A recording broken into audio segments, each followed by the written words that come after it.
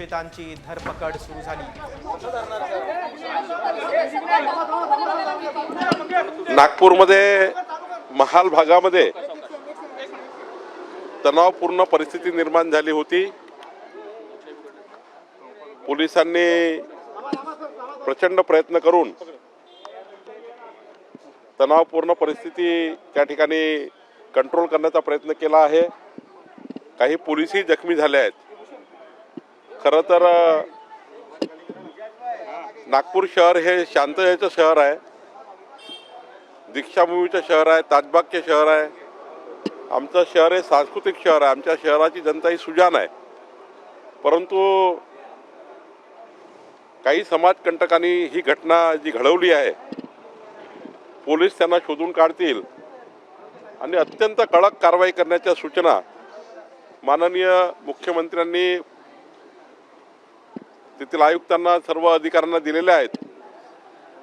आणि नागपूरच्या जनतेने सहकार्य करावं, सर्वांनी शांत राहावं, आपला सामाजिक सलोखा टिकवावा अशी विनंती या ठिकाणी नागपूरच्या जनतेला मी करतो आहे।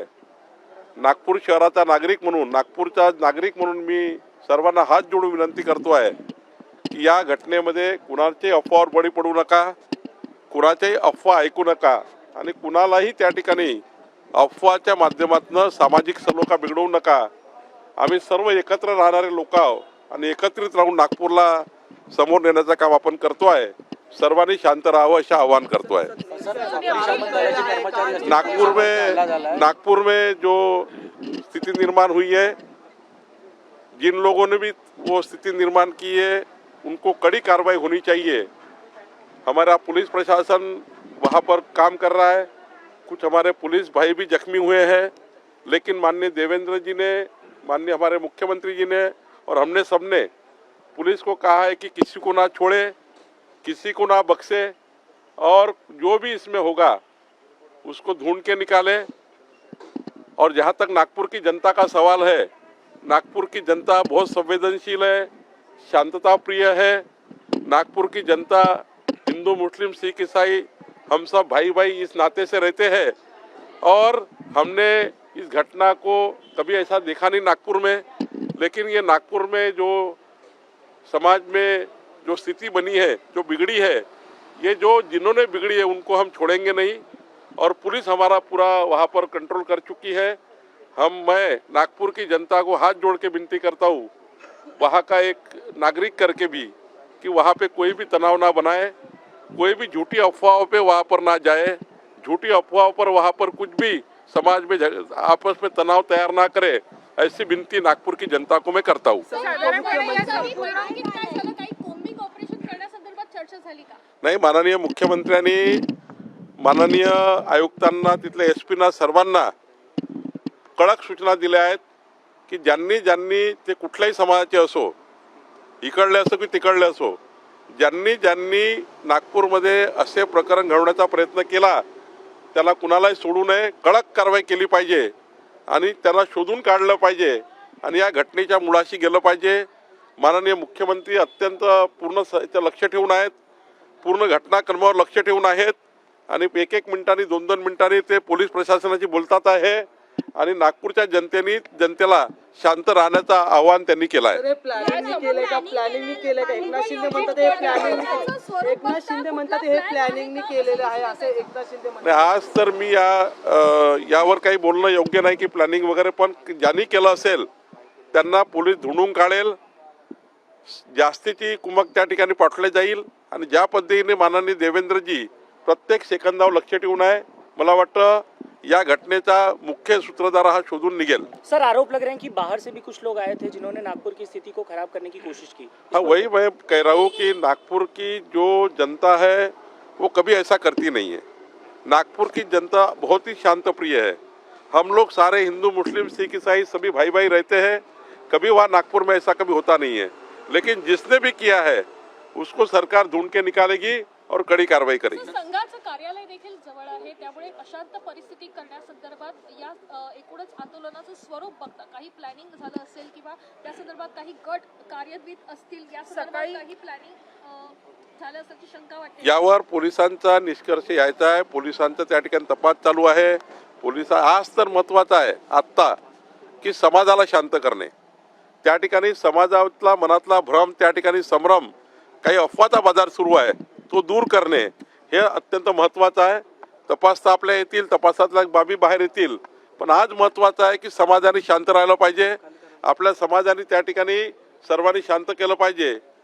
मी नागपूरच्या जनतेला आवाहन करतो, सर्वांनी शांत राहा. पोलीस प्रशासन त्या ठिकाणी आहे, आम्ही सर्व लोक लक्ष देऊन आहोत, माननीय मुख्यमंत्री लक्ष देऊन आहेत. नागपूरच्या जनतेने शांत राहावं आणि सर्वांनी या ठिकाणी प्रशासनाला सहकार्य करावं अशी विनंती करतो. कहा जा रहा है ये प्लानिंग के साथ हुआ है, कहा जा रहा है कि ये घटना जो है वो प्लानिंग के साथ की गई, ये किस तरह से दिख रहा है आप ये? देखिए, आज तो पहली प्रायोरिटी है कि समाज को शांत करना, अफवाहों से समाज को दूर रखना. वहाँ पर समाज जो अशांत हुआ है वो किस घटना के कारण हुआ है वो बाद में तपास में आएगा ही, लेकिन नागपुर की जनता को सबसे पहले अफवाह पर विश्वास ना करे, पुलिस प्रशासन को सहकार्य करे, सपोर्ट करे, और पुलिस अपने सबको शांत रखने का प्रयास कर रही है. हम सबने भी आह्वान किया है, मैं भी हाथ जोड़ के विनती करता हूँ की सभी शांतता बना के रखे और नागपूर शहर की प्रतिष्ठा बना के रखे. हे जे पडसाद राज्यातील इतर भागांमध्ये देखील होण्याची शक्यता आहे, तर त्या संदर्भात काही विशेष काळजी घेण्यात येईल का? कसं काय त्या संदर्भात नाही, संभाजीनगर आणि इतर भागातही खूप मोठी आंदोलनं पाहायला मिळाली. मुंबईतही डोंबिवलीच्या आसपासच्या भागात करण्यात आली होती. अन्य ठिकाणी मी महाराष्ट्राच्या जनतेलाही, महाराष्ट्राच्या सर्व नेत्यांना, आमच्या सर्व महाराष्ट्राच्या सर्व पक्षाच्या नेत्यांना, सर्व पक्षाचे नेते, भाजपाचे, काँग्रेसचे, सर्व पक्षाच्या नेत्यांना आव्हान करतो की अशा परिस्थितीमध्ये आपण समाजाला शांत ठेवलं पाहिजे, समाजामध्ये कोणत्याही घटना होणार नाही याची काळजी घेतली पाहिजे आणि समाजाला सर्व पक्षाच्या लोकांनी समजावलं पाहिजे.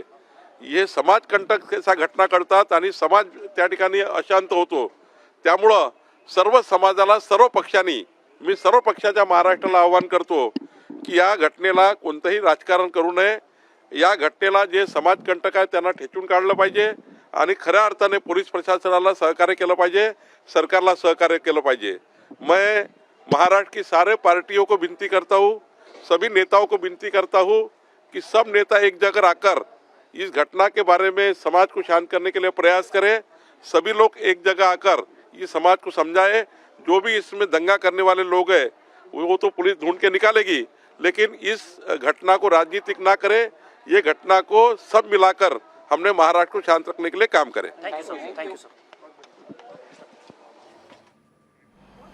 पुढे खोट्या अफवांवर विश्वास ठेवू नका असं महसूल मंत्री चंद्रशेखर बावनकुळे यांनी म्हटलेले आहेत. नागपूरचे ते पालकमंत्री देखील आहेत. दंगलखोरांना शोधून अतिशय कडक शासन करणार, शांतता राखण्याचं आवाहन पालकमंत्री बावनकुळे यांनी केलेलं आहे. बघा आता मुख्यमंत्री देवेंद्र फडणवीस यांनी काही वेळापूर्वी काय प्रतिक्रिया दिली होती ती आपण पाहूया. नागपूरच्या महाल भागामध्ये जी काही घटना घडलेली आहे ती अतिशय अयोग्य आहे. अशा प्रकारे जमा होऊन दगडफेक होणं अत्यंत चुकीचं आहे. माझी तमाम नागपूरकरांना विनंती आहे की सर्वांनी कायदा आणि सुव्यवस्थेचं पालन करावं. नागपूर शहर हे एकोप्याने राहणारं शहर आहे, त्यामुळे कोणीही शांतता भंग करू नये. मी स्वतः या परिस्थितीवर पूर्ण नजर ठेवून आहे. नागपूरच्या पोलीस आयुक्तांना स्पष्टपणे सांगितलेलं आहे की जे दंगे करत असतील त्यांच्यावर कडक कारवाई केली पाहिजे. पोलिसांवर जर कोणी हमला करत असेल तर ते देखील अतिशय गांभीर्याने घेतलं जाईल.